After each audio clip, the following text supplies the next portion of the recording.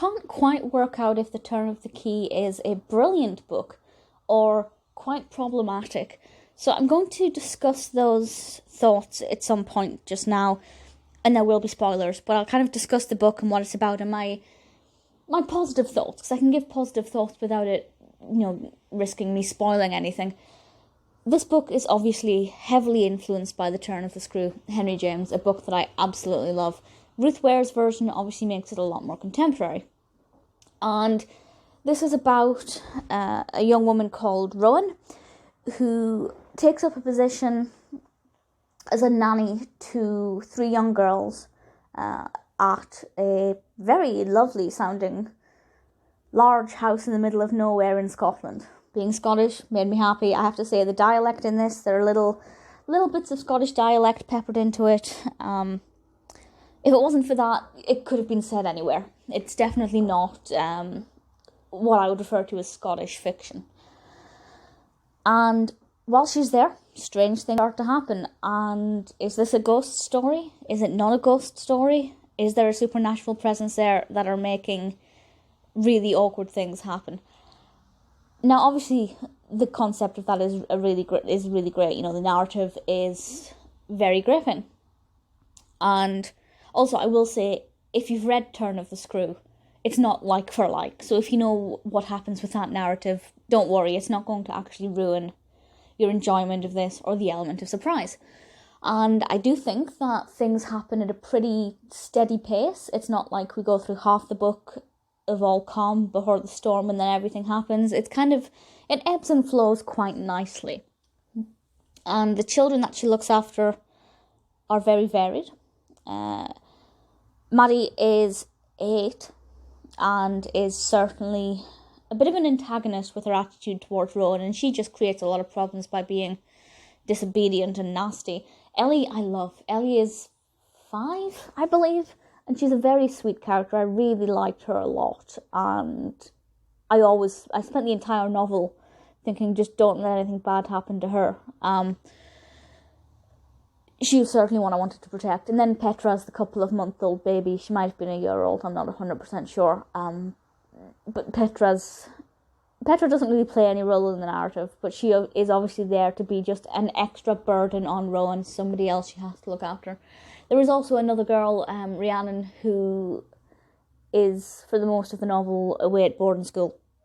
So that's, I think the characters work pretty well. Jack as a character I thought was great, but also Rowan's opinion towards Jack caused some problems, which I will discuss in a moment.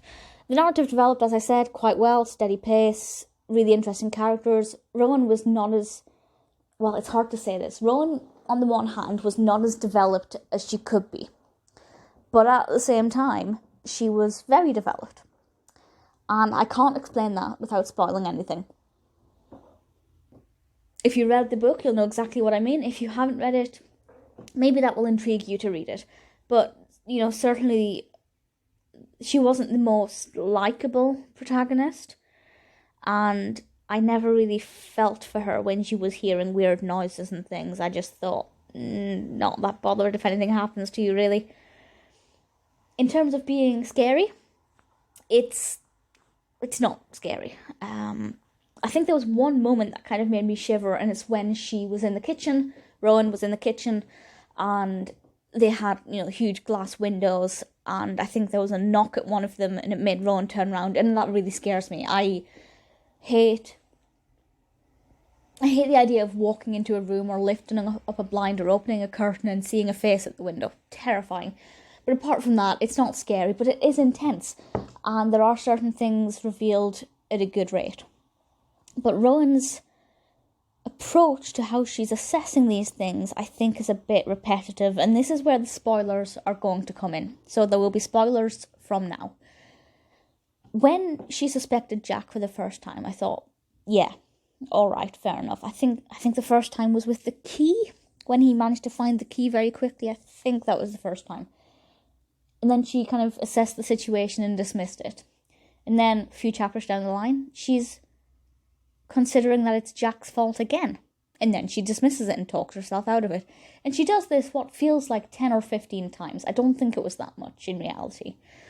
But the fact that she's constantly questioning Jack, then not questioning Jack, and going back and forth is very repetitive when you're reading it.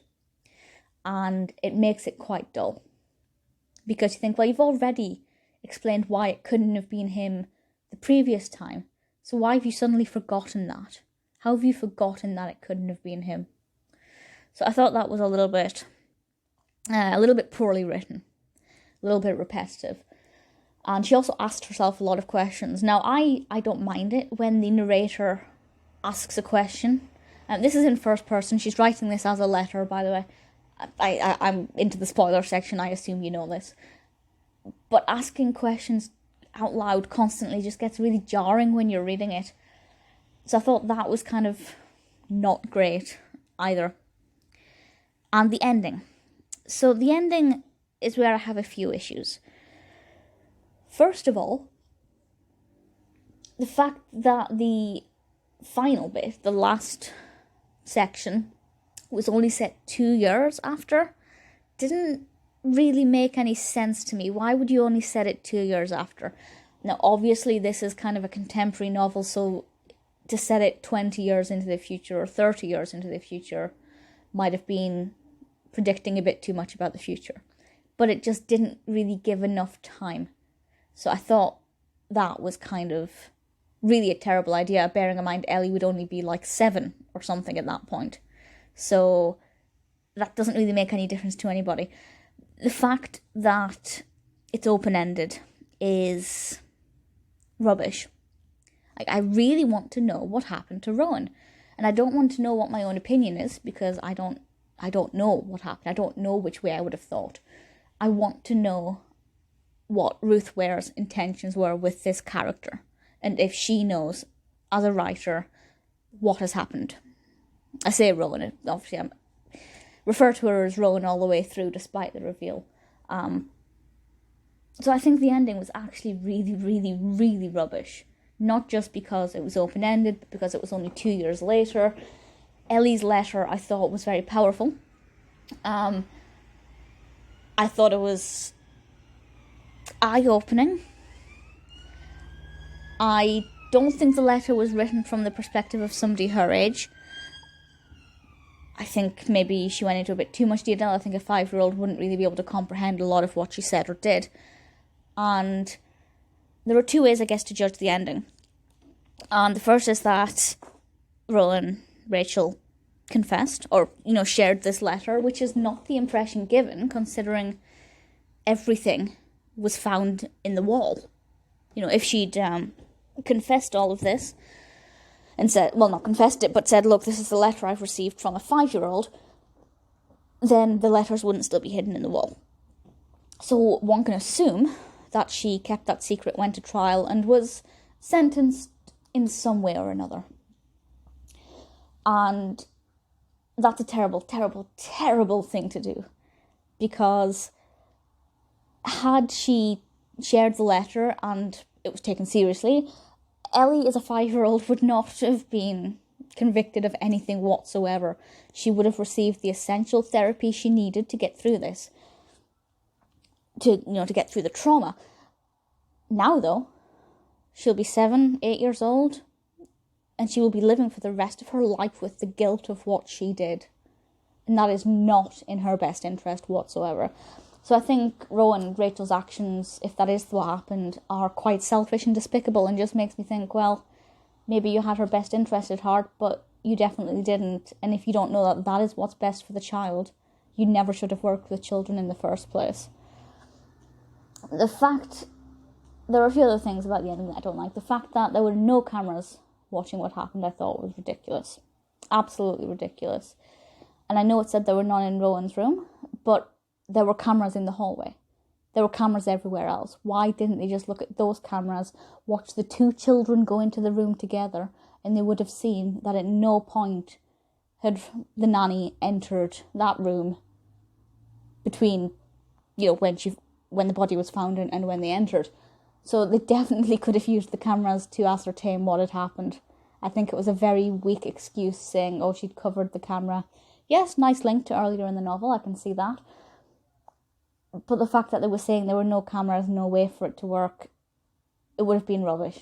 The only thing that could have worked is if Maddie had been playing with the lights, as she did, as we know she did, to try and scare Rowan, and she'd turned them all off, or turned off all the cameras. That would have been a feasible reason for why nobody could identify what had actually happened. But there were cameras everywhere else. They definitely could have done. That's just not acceptable as an excuse. So actually the ending's exceptionally unrealistic. It doesn't make any sense as a narrative finale, and there were a lot of problems with it, and it ruined what could otherwise have been a really interesting book. Yes, repetitive. No, not very scary. Terrible ending. And yet, it was gripping, because I didn't know what was going to happen. And I have to say, I'm really glad it wasn't a supernatural ending. You know, I'm really glad there was a more believable ending for it. I say believable. I just said it's unrealistic. You know what I mean. A less supernatural ending. So for me, I'm completely on the fence. I really enjoyed reading it, and then the ending just completely ruined it. So I don't know what to think. I really don't. Certainly not a patch on Turn of the Screw, but when you're parodying something like this, then it never will be. Let me know what you think of the book. I'd say if you think it's interesting, give it a read, but I'm hoping, having just spoiled the ending, that you have read it. It's a very problematic book, but also very enjoyable. I know that doesn't make any sense, but if you give it a go, I'm sure you'll know exactly what I mean. Not the worst book ever. Still glad I've read it.